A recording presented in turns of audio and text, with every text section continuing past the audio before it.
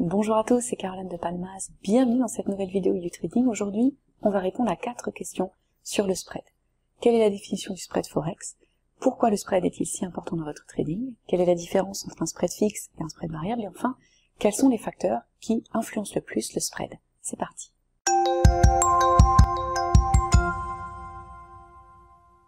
Comme vous savez certainement, la négociation sur le marché du Forex, qui consiste à tirer profit de la variation entre le taux de change de deux devises, est l'une des méthodes préférées des traders particuliers qui souhaitent trader les marchés financiers.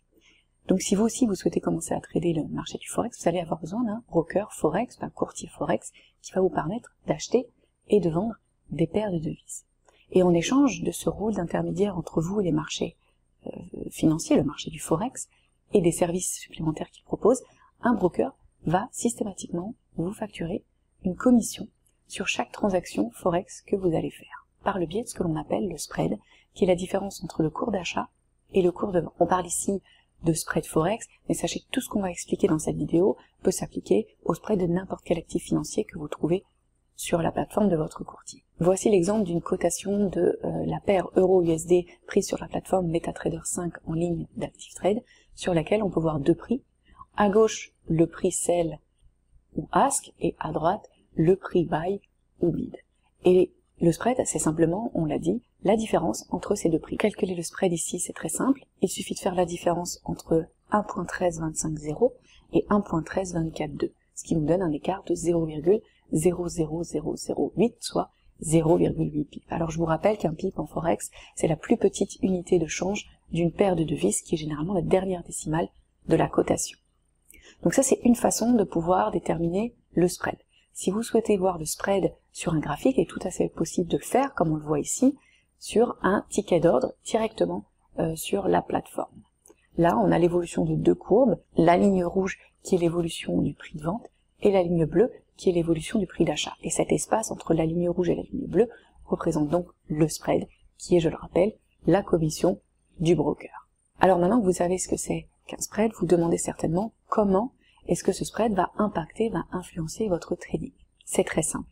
Dès que vous allez ouvrir une position de trading, le spread va être automatiquement appliqué. C'est pour ça que vous commencez toujours en territoire négatif. Donc, dès que vous allez ouvrir une position, vous allez avoir apparaître une perte sur votre compte de trading, et ce n'est que lorsque votre position aura dépassé le spread dans la direction anticipée que votre position sera gagnante.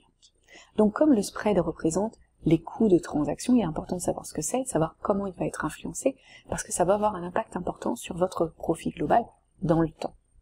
Plus un spread sera important, plus il aura un impact important sur votre profit global. Et à l'inverse, plus un spread va être petit, va être serré, et moins il va avoir d'importance sur votre profit. En plus, il faut savoir que les brokers proposent deux types de spread, un spread fixe et un spread variable.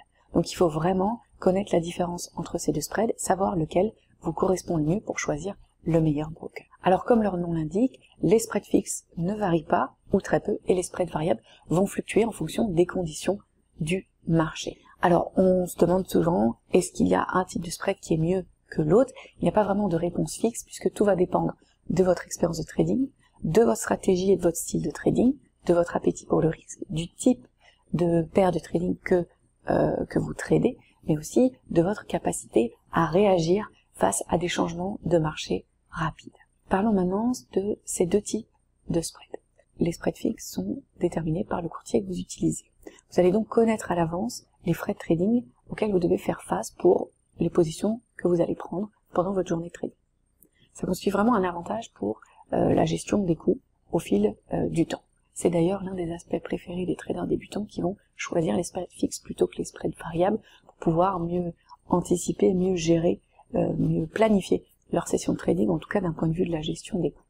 Il s'agit notamment d'une option beaucoup plus transparente, puisque vous allez connaître quels sont les frais que prélève votre broker, et ça va d'une certaine manière garantir que votre broker ne va pas manipuler le spread pendant les moments de forte volatilité. Que lorsqu'il y a des moments de volatilité, les spreads fixes sont un avantage par rapport aux spreads variables qui peuvent fortement varier. Enfin, ce type de spread est également une option intéressante pour ceux qui ont une stratégie de trading active, comme le scalping ou le trading de news, ou encore ceux qui ont une stratégie de trading automatique, puisqu'il est parfois plus simple de planifier et de mettre en place ces paramètres avec des spreads fixes. Après, c'est vrai que les spreads fixes sont généralement beaucoup plus élevés que les spreads variables, puisque le trader va payer une sorte de prime pour pouvoir profiter de frais de trading qu'il peut anticiper. Alors avec les spreads variables, vous allez devoir faire face à des coûts de trading, des frais de trading imprévisibles, ce qui va rendre beaucoup plus difficile d'anticiper combien est-ce que ça va vous coûter de trader telle ou telle paire de devises. En revanche, les spreads variables sont beaucoup plus serrés, beaucoup plus faibles que les spreads fixes et vous offrent en général le meilleur prix d'achat et le meilleur prix de vente disponible à un moment donné. Par contre, ce sont des spreads qui vont fortement varier lorsque les marchés sont incertains et très volatiles. Alors justement, qu'est-ce qui fait varier le plus le spread en Forex?